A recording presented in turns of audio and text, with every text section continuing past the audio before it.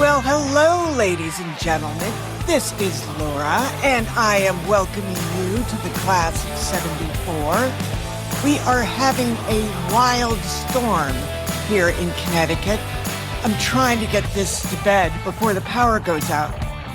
I hope you're all well. I hope you're ready to go somewhere else for a while. We left Cynthia in homeroom. She was just called to the office, presumably because she skipped economics on Friday. And Annabelle got called too, and so did Phil. And Clay didn't show up. And Betsey says that Katey is a complete liar, and Cynthia shouldn't believe a word she says. So, we got lots of mysteries going on. Buckle your seatbelts, and let's go to Brighton.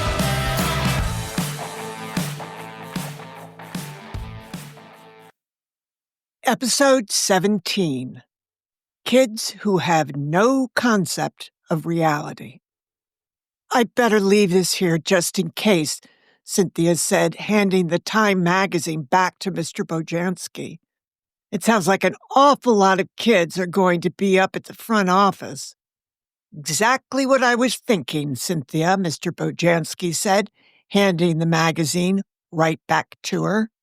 You're staying here. You missed one class already. Cynthia looked at him. Get behind in someone else's class, he said, as if she were a silly goose. She was keenly interested in the phrasing of Mr. Bojanski's note to the front office, having never heard of a teacher who defied school hierarchy. She wondered if perhaps Mr. Bojanski had been bullied as a child. He didn't look like the rebellious type. He looked more like what her father would call a Casper milquetoast. She went to her seat and flipped through the Time magazine and waited for Charlie Hennessy to arrive. If she had to go to the front office after class, it looked like he wouldn't be meeting Katey this morning. When Charlie arrived and she saw how he had worked to look so casually sharp, she decided on the spot she'd make time to introduce him to Katey. The telltale sign of his efforts was that he'd used a little Vitalis to smooth down the cowlick he otherwise always had. Oh, but that cool sailor look. A well-made, short-sleeved, navy blue Lacoste shirt faded by the sun, a pair of legit Brooks Brothers chinos. She could tell by the welted pockets because her brother wore them. And, of course, the catastrophically faded topsiders that looked like they'd been through a nuclear blast. She was curious how Katey would be attired today, knowing there was an introduction coming to a boy Cynthia said she might like. Oh, Katey. Complicated California Katey.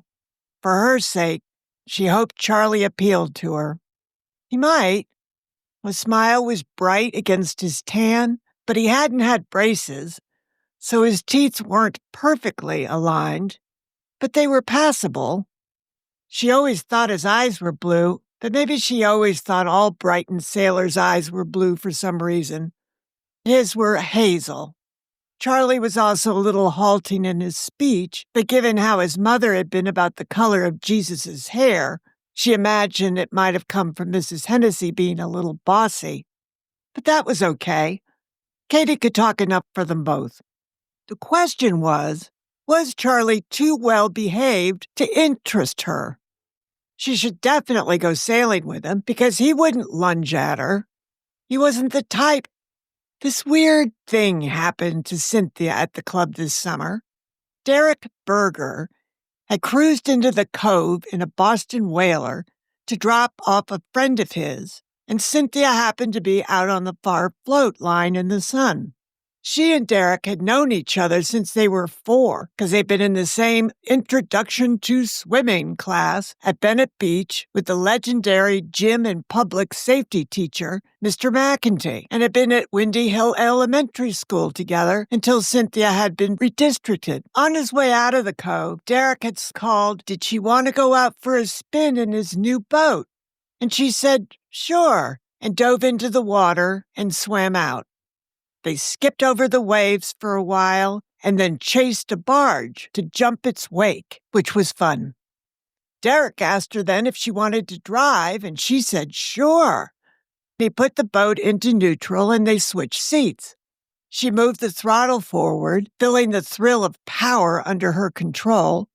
He told her to aim the bow toward the club, which she did, and then he told her to go faster, which she was delighted to do, and then he told her to floor it, which she did, and that's when he lunged at her, yanking at her bikini top to get to her breasts. When she jerked away from him, the boat zigzagged alarmingly, and he grabbed the wheel to prevent them from flipping over.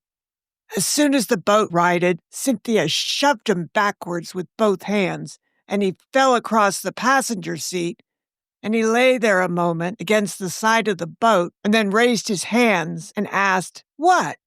She frowned at him in disbelief. He frowned too. "What did you expect?" She let him have it. She expected to be taken for a ride in his new boat. That's what she had expected, not to be attacked by a kid she had known forever. It was like being attacked by her brother or something. It was disgusting. What was wrong with Derek? "Take me back," she told him when she was finished. "Oh, brother," he said, sounding terribly put out. It was at that moment Cynthia realized Derek was not the least bit interested in her, that he was barely conscious of who she was. She was just a girl, and they were alone, and he had to try and get something off any girl because he was such a dweeb. As soon as Derek slowed down to enter the cove, Cynthia dove over the side and swam to the jetty. At one point, she rolled over to see if he was gone, but Derek had still been there, bobbing in the water, smiling now and waving to her. Then he called, "See you around," and floored the engine, making a neat dovetailed turn and headed out to the open water. When she had emerged from the water to climb the metal staircase onto the jetty, the lifeguard on duty said, "I was about to tell you not to go, but you dove in too fast." Cynthia had wiped the water off her face and wrung out her hair. "He does it at least twice a day," the lifeguard continued, twirling the string of his whistle around his finger to bring it in, and then twirling it the other way to spin it out. "Try to get a girl to go out with him alone in his boat. I think you're the first one that ever did." "I was stupid," Cynthia admitted, "but I've known him since I was 4. It never occurred to me he'd attack me." "Always assume a guy's going to attack you," the lifeguard said, "and make a plan beforehand about what to do if he does." Cynthia and Annabelle had agreed that was pretty good advice. Annabelle had been in love with that lifeguard and had spent all summer parading past him in every flattering outfit she owned, but to no avail. But Charles Hennessy was not like pathetic, dopey Derek, and she wrote down her locker number for him, where he agreed he'd hang out after class while she got Katey. "Did everybody do the reading?" Mr. Bojanski asked the class. Everybody mumbled something. It had been boring. The reading was talking about the different kinds of taxes there were in the United States, the gist being, as Cynthia had understood it, income taxes took up set percentages of everything people made, and the more someone made, the more the government took. Sales tax, which was paid to the state, was a set percentage of the price of consumer goods and services. So the more expensive whatever it was the person was buying, the more tax he paid on it. Taxes individual cities and towns collected every year were called property taxes, which were a fixed percentage of the value of buildings, land, and vehicles. To complete the picture of why President Nixon believed it necessary to freeze all prices and wages across the country, Mr. Bojanski said, we need a basic understanding of income levels and taxation. Is everybody clear on what kinds of taxes there are in the state of Connecticut? Federal income tax, state sales tax, and local property taxes, someone said. And the state tried to institute an income tax in June, Charlie said. Ah, yes, Mr. Bojanski said. The infamous Connecticut state income tax, which lasted exactly 42 days before public protest forced the legislature to rescind it. Everyone was hopping mad, a boy in the front row said. I saw Governor Meskel picketing his own legislature in Hartford with my parents, a kid in the back said. Mr. Bojanski was nodding. The legislature had slightly more Democrats, and they pushed the bill through. Governor Meskel's a Republican. Just about everybody in Brighton was a Republican. And like the kid in the front row said, everybody had been hopping mad. Cynthia and Annabelle and Kiki had addressed and stamped hundreds of postcards, reading, "Repeal the income tax," and then returned them to their parents. Were your parents against the state income tax, Cynthia? Mr. Bojanski asked. Yes. Do you know why? When it came to sales taxes, they said they had some control over how much they bought. And with income tax, there was nothing they could do. The government just took their money. That's pretty good. All right, we're going to have a little quiz now on the reading from the weekend, he said, walking over to his desk to pick up a sheet of paper. Shouldn't take you more than 5 minutes. Fill in your answers, but keep your paper so you can look at it while we go over the questions. He passed out a mimeograph sheet that had 5 true or false questions on it. Cynthia thought they were cinchy. 1. Everyone pays the same amount of income tax. False, she wrote. 2. Everyone pays the same amount of sales tax. True. 3. Mill rate originates from the Latin word mill, which means 1,000. True. If a state has an income tax, people who earn money in that state but do not live in that state, they don't have to pay that tax. False. She knew that one because her father paid income tax to New York State because that's where he worked. 5. A family whose income is $10,000 a year would prefer income tax over sales tax. True, Cynthia wrote. They reviewed the quiz questions quickly and easily until they reached question 5. Family whose income is $10,000 a year, Mr. Bojanski read, would prefer income tax over sales tax. True or false? True, everybody said. Mr. Bojanski frowned, blinking, and then asked, Is this a joke? Cynthia looked around. Was someone playing a joke? Let me get this straight, Mr. Bojanski said, walking to the front of the classroom. With a show of hands, how many of you answered question 5? True. Every student raised his hand. Mr. Bojanski smacked his forehead with the palm of his hand.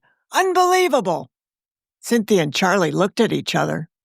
It says right here in the book, the kid in the front row said, pointing to the textbook, lower income people generally favor income taxes because they are often exempt from paying them, while they are always forced to pay sales tax on every purchase they make. Silence. Mr. Bojanski finally said, You kids think $10,000 a year is a lower income family? No one dared answer, not with the shade of purple Mr. Bojanski was turning. Charles, what would you consider a middle-class income? Charlie's silence was excruciating, but it went on and on. Cynthia felt compelled to share what little she knew for sure. I'm not sure what middle-class income is exactly, but upper middle class is $50,000 a year. So maybe a middle class income is around $35,000? I can't take it, Mr. Bojanski told them, pulling out a chair to sit down. By a show of hands, How many of you agree with Cynthia that a middle-class income is around $35,000 a year? Nobody raised their hand. He looked at the student at the next desk. What do you think a middle-class income is? 40,000? $40,000 a year, Mr. Bojanski repeated, taking his glasses off to wipe his face with his handkerchief. You kids have no concept of reality, he announced, standing up and looking at all of them. The average middle-class income in the United States is $8,000 to $12,000 a year. Silence. Here in Connecticut, where it is more expensive to live, it trends more towards 12,000. And Cynthia, he said, turning to look at her, that upper middle class income you were talking about, it's not $50,000. He started walking around. And it's not $40,000, he said, looking at the kid in the front, or even $30,000. He stopped. The average income of an upper middle class family in the United States is $12,000 to $20,000 a year. The family you're talking about, Cynthia, is just plain stinking rich. Everybody laughed, albeit nervously. We're rich, Cynthia thought, but we're not like Mrs. Watson, or even the Fitzgeralds. The Donnellys had a lot more money than they did, too. Charlie raised his hand. But Mr. Bojanski isn't an income group determined by the circumstances of its geographic area. Yes. So wouldn't someone making $10,000 a year, like a high school teacher, Mr. Bojanski asked? Okay, like a high school teacher in Connecticut, Charlie continued. Wouldn't he be considered upper middle class in a state like Mississippi? Cynthia thought Charlie was trying to stick up for her. I see the point you are trying to make, Charles, but give it up. You are a very privileged group, and you have no clue, none, of what the real world is like. Well, that was that. They were the scum of the earth now, the stinking rich scum of the earth. They were no longer worthy of Mr. Bojanski's respect. At the end of the class, scum of the earth Cynthia had to get a note from Mr. Bojanski to present to the front office. She walked up to his desk. Yes, he asked without looking up from his lesson book. Sorry we disappointed you, she said. We didn't know, but now we do. So thanks. He smiled, looking up. Then the stroke I had was worth it? I think you must be a very good teacher. He smiled, genuinely. Well, your parents are certainly clueless about certain things, he said, when it comes to child rearing. Oh, that's right. You need a note for the front office, don't you? He turned over one of the quiz sheets and scribbled, September 13th, 1971. To whom it may concern, I would not allow Cynthia Schuyler to report to the front office until her economics class was over at 8:30. M. Bojanski. Cynthia thanked him and left. She nodded to Charlie, who was down standing near her locker, and then she headed across the hall to geometry, where Annabelle immediately swooped in on her. Where were you? They called your names like 100 times at the office. Mr. Bojanski wouldn't let me go until economics was over. Annabelle gave her a look. What? He just said, don't listen to them, stay here? Pretty much. Weird. He gave me a note, though. Annabelle sighed. At least that goofy Dr. Eagleton only knew I skipped 2 classes on Friday and not 5 and skipped town. But I got a week of detention I've got to do. It was worth it, though. The concert was so good, Cynthia. You would have loved it. Hey, Katey said, coming in. She looked very nice in a skirt and knit top, and she looked like her old self. So did you guys have a blast on Saturday? Annabelle asked. Annabelle, I want to introduce Katey to somebody, and I've got to do it now because I got to go up to the office. Who are you introducing her to? Charlie Hennessy. Charlie, Annabelle said with interest. How did this happen? What's wrong? Katey said. Is he creepy? Far from it, Annabelle said, giving Katey a light punch in the arm. Have at 'em, girl. Come on, Cynthia said. I got to get going. Cynthia led Katey down and across the hall where Charlie was lounging against the bank of lockers, thumbing through a book. Charlie, hi. I want you to meet a friend of mine, a new friend. This is Katey Langston, who just moved here from California. He flashed a smile and raised a hand. Hi. Hi, Katey said. Katey, this is Charlie Hennessy, a terrific sailor. He was asking me about you because he knows you live right next to the yacht club. We're living out of boxes still, she said, smiling. Katey liked the look of him. Cynthia could tell because she was getting that strange blush mark on her neck. Do you like to sail? He asked her. I love the water. Okay, they were on their way, Cynthia decided. She excused herself and headed for the front office. Cynthia, Coach Griffin called from the classroom door. Class is in here. I'm sorry, Coach, but I was told I have to go up to the front office. I'll be right back to geometry as soon as I can. Oh, wow. She almost walked into the vortex of the intersection. She wheeled around and hurried to the door at the end of C Wing to go around. Cynthia Schuyler's here, Dr. Eagleton, Mrs. Marsh called over her shoulder from the reception desk in the front office, adding between clenched teeth, Where have you been? The vice principal was showing something on a clipboard to the principal, Dr. Mullen, and left him to stride over to the front desk. There were lots of teachers and students coming and going this area, and he had to stop suddenly to avoid crashing into a lady carrying a vase of flowers. He was wearing another one of those stupid bow ties and matching handkerchiefs ensembles. That's what they called it, didn't they? An ensemble. At least Annabelle did.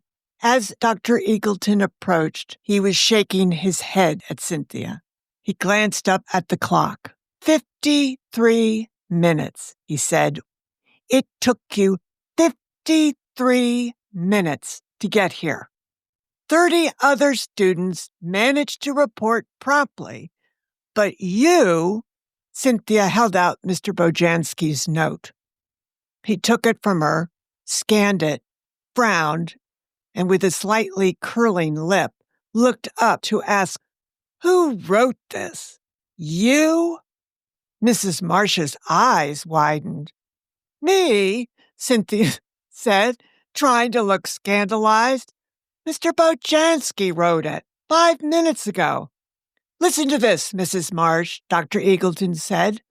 To whom it may concern, I would not allow Cynthia Schuyler to report to the front office until her economics class was over at 8:30. M. Bojanski. He lowered the note. Who writes something like this? Mr. Bojanski's new, Mrs. Marsh reminded him. You think he wrote this? Mrs. Marsh nodded. Bravely, Cynthia thought. Yes. That's why it took me 53 minutes to get here, Cynthia said. Having read Alfred Hitchcock's The Three Investigators last night, she decided she should apply her Jupiter Jones-like abilities to use any doubts expressed about the note to her advantage. Dr. Eagleton crossed his arms tightly over his chest, crumpling the note in his armpit. When a student is told to report to the office, Miss Schuyler, no one has the authority to override that directive.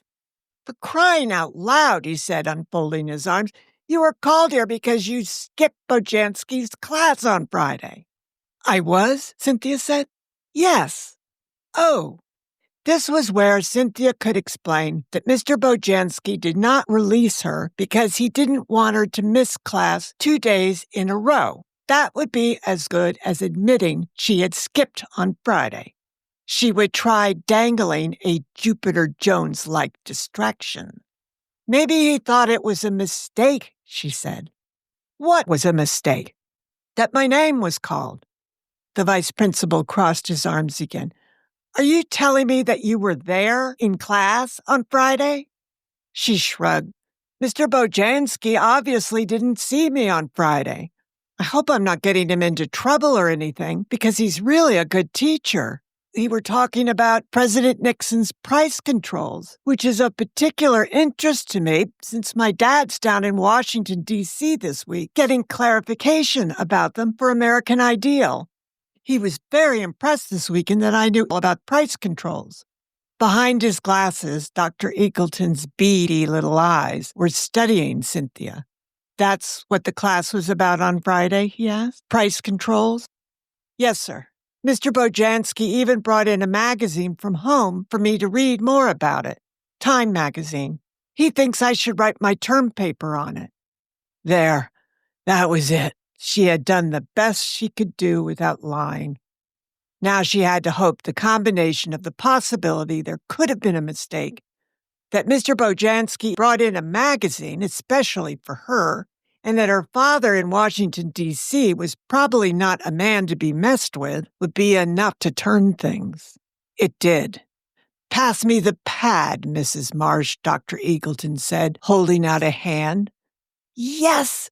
He asked Cynthia what class, and she told him geometry with Coach Griffin.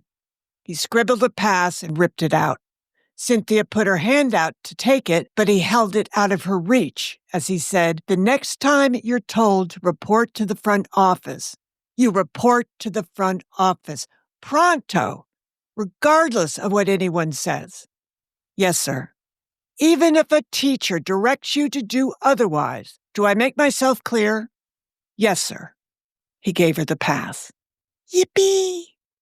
I'm going to leave a note in Mr. Bojanski's mailbox about protocol, Cynthia heard Dr. Eagleton tell Mrs. Marsh. This breach of protocol stops here. She looked at the pass. She had to be there by 9:40. Now, if she could just find someone to bum a cigarette off of. She went outside. She saw a girl she knew from Dean. I'll give you one, she told Cynthia, but you have to swear you'll pay me back. I'm not sure I can swear I'll pay you back with the exact same brand, Cynthia said. What are they? Terratin, she said, opening her purse. Okay, Cynthia said, I guess I can buy a pack of Terratin somewhere tonight. How do I find you tomorrow to pay you back? You're going to have to come in with me to study hall to look at my schedule, figure it out. This girl was making Cynthia feel extremely tired, so she thanked her but said it was okay and moved on. She saw a guy she didn't know walking toward the building. Excuse me, she called, but if you're going inside, I'd be very grateful for the rest of your cigarette. Even if I put my spit all over it? He asked, holding it in front of his mouth. She grimaced. Well, then maybe not. I'm kidding, he said, moving toward her. He took a last drag and handed it off to her. Thank you so much, she said, and immediately taking a deep drag. It was Winston, which was sort of like Marlboro. Happy to help out. What's your name? He asked her. Cynthia. I'm Wayne. For someone who was going inside, Wayne didn't seem to be going anywhere now. You must be a sophomore, he said. Yes, she took another drag. And you? Senior. He watched her stamp out the cigarette stub and carry it to the trash can. When she returned, he said, You smoke pot? I've tried it, she said. He was writing something down on a piece of paper. If you ever need some, give me a call. This was kind of a reckless way to sell drugs, wasn't it? He handed her the paper. She looked at it. Thanks. I'll keep this in a safe place. What's your number? He asked, pen poised over his notebook. If she were Annabelle, she would give it to him with one number off, but she told him her real number. She wondered what her commission would be if she delivered Wayne a customer like Mrs. Watson. When she passed the senior commons, Andrew, the captain of the soccer team, called out to her, "Hey, thanks for getting us that French kid." Cynthia laughed. "He's not French. He's American. He just lived there for a couple of years. Let's just hope he can play." "Say, Cynthia," he said, pulling her to the side of the hall, "I thought you were Evan's girlfriend." "I was for a long time. We broke up this summer." "You acted like you were his girlfriend when he got hurt. You were at his house and everything." "We're still close. Why?" "I heard you went out with Clay Seaton this weekend." "Where did you hear that?" He shrugged. "From somebody. A bunch of guys were talking this morning." He changed the subject. "I don't suppose you know when Evan will get cleared to play, do you?" "I think it's still a few days off," she told him. She continued on her way to geometry, where she found this class was taking a quiz, too. She handed Coach Griffin her pass. "Did you do the reading this weekend?" he asked. She nodded. Thank God she had done her homework. He handed her the quiz. She glanced up to smile at Katey, then at Robbie, and then at Annabelle, the latter who was looking miserable, though, and chewing on the end of her pencil. Since she had done the homework, the quiz was easy, and she was done by the time most other people were. The coach said anyone who had finished could hand in their quiz and leave. There was no homework assignment for tonight. "Yippee, no homework," Katey said, following Cynthia out. "Oh, I know. Isn't that great?" They stood outside, facing each other. "I liked Charles," Katey said. "Charlie," Cynthia said. "He said I could call him Charles." Cynthia shrugged with a smile. "Charles it is, then. Whatever you want. He said he'd call me tonight." Katey's eyes drifted away.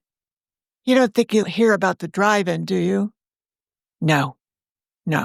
Nobody's going to say anything about that. I bet that bitch Betsey would like to." Cynthia was taken back by the B word. That was pretty harsh to use about another girl. They parted ways, and Cynthia walked towards Spanish, planning to cross the intersection before the flux came. She walked to the classroom and peeked through the glass. The class was in there. Some guy was teaching it. So she found a spot to wait and leaned back against the lockers. She opened her notebook to look at her schedule. She was hungry already. Spanish and then chemistry. And it was a chemistry lab today. She heard the distinguishing sound of spiked heels and looked at the intersection expectantly.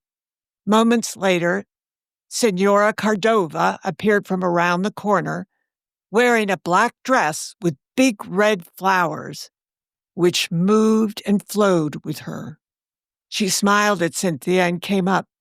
"Is there a problem? Did you need to see me?" "No, I'm just early. There's a class in there." "Right, it's Monday," she said. "It's one of the elective courses, just twice a week." Cynthia started her guitar class this afternoon. That was 2 times a week. The Senora looked at her delicate gold watch. Given everything Cynthia had been imagining about the Senora, it was unnerving to stand this close to her. She was a very attractive woman. "I'm going to go outside and get a breath of fresh air," she told Cynthia. "You're welcome to join me if you like." Cynthia shrugged. "Well, sure, okay. Thanks." Why'd she say that? "I usually slip out the fire door," the teacher said, leading the way. "Please don't tell on me." "I've been using it too," Cynthia admitted, "so I don't have to go through that intersection again." She glanced over. "Did something happen?" "Yeah. The first day. These guys boxed me in and... why did she start this?" The Senora had stopped walking and was waiting for her to continue. Cynthia just shook her head and averted her eyes. The Senora asked, "Are you okay? What happened?" She met her eyes and felt alarmed. Why was she talking to her? Of all the people. "I'm okay," she said, and continued walking toward the exit. They went through the exit door and down the few stairs to the fire door, which Cynthia pushed open and held. Outside, the Senora immediately took a deep breath, throwing her head back to look up at the sky. Then she smiled, looking around, sniffing the air. Do you suppose I dare hold the class outside today? Is the ground too damp? There are a bunch of rocks in the smoking area we could all sit on. The Senora laughed. Not the ideal image to present to parents, Senorita. They all smoke, Cynthia said. The Senora looked at her. Do you? Cynthia nodded. And then she said, I thought I saw you at the Norwalk Drive-In on Saturday. The Senora looked as surprised as Cynthia thought she might be. Yes, she said slowly. I was there. She stepped closer. Where did you see me? When you were driving out, she said, feeling her face grow warm. I just wondered if it was you. Yes, it was me. They both looked off in different directions. Cynthia swallowed. She was feeling ashamed. Why did she have to say anything? She looked down at the ground. Cynthia, the Senora said, the register of her voice dropping into a teacher's warning kind of voice. She lifted her chin to make Cynthia look at her. Were you spying on me? No, she said quickly. I saw you by accident, but I didn't even know it was you. Where was this? Near the exit. My date stashed an ice chest way over there. I didn't see you or anything, but I saw Teddy Hamilton's Mustang over there. The Mustang that used to belong to my husband, the Senora said. It did? Yes. Oh. The Senora waited. Well, later, when I saw you driving out, I recognized the car you were driving because it had been parked right next to the Mustang. The Senora Cardova's face appeared frozen. I didn't say a word about it to anybody because it was none of my business. I don't even know why I just told you what I told you.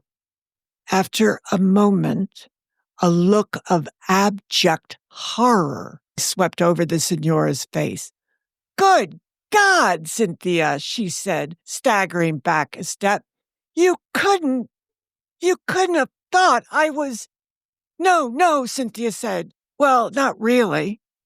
The Senora's eyes narrowed in anger. How could you? Well, that's why I didn't tell anybody, just in case.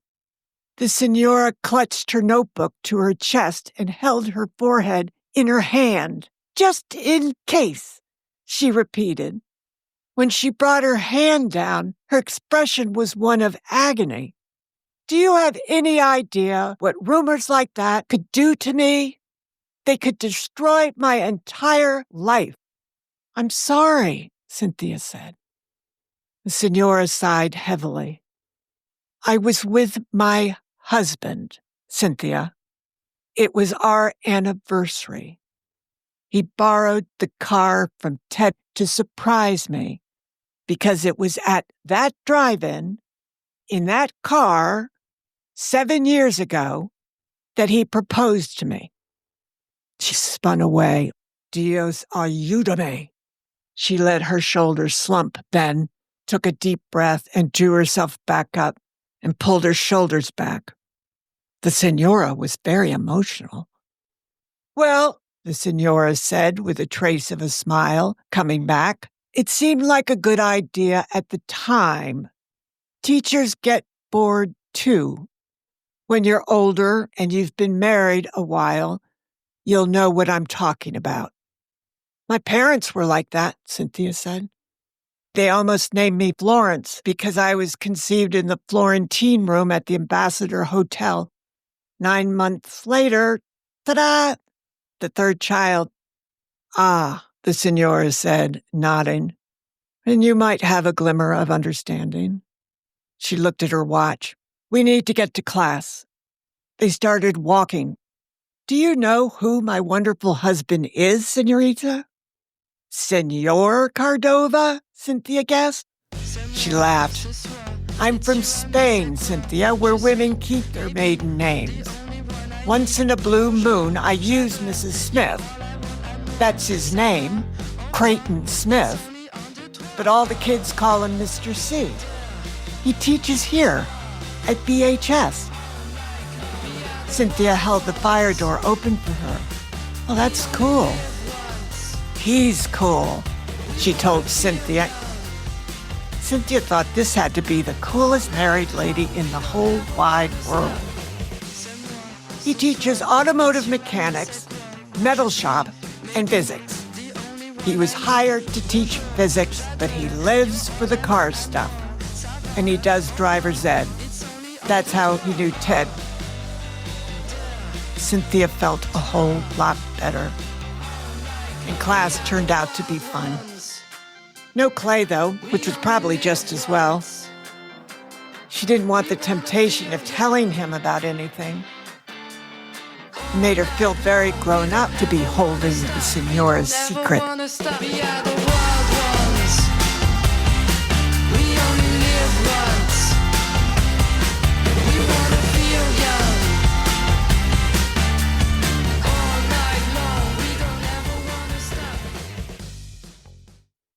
Well, that was sort of a sweet ending. It looks like Cynthia has a new friend and a mentor. Meanwhile, I've got the U.S. Army helicopters flying around my house. Next door, the farmer's using his harvester. The Amazon man, of course. My dogs start barking at the flying lesson things going on. The nuns next door are harvesting their garden. And we had a stonemason drop in. This is all while I'm trying to finish this episode. So then, I think, I'm going to record in the dead of night. So, what happens when I start recording? The coyotes start coming, howling. Every neighborhood dog starts howling. Oh, the life of a podcast storyteller. I find this podcast just a wonderful thing. Reconnecting with people, meeting new people, and I really feel close to the people who listen. What we have in common is our era and probably our disappointment in what's going on these days around the world. You have a fabulous week. I'll see you here next week. Please remember, we don't drink and drive anymore. Ever. But we do have fun. Be well, and thank you. Thank you, thank you.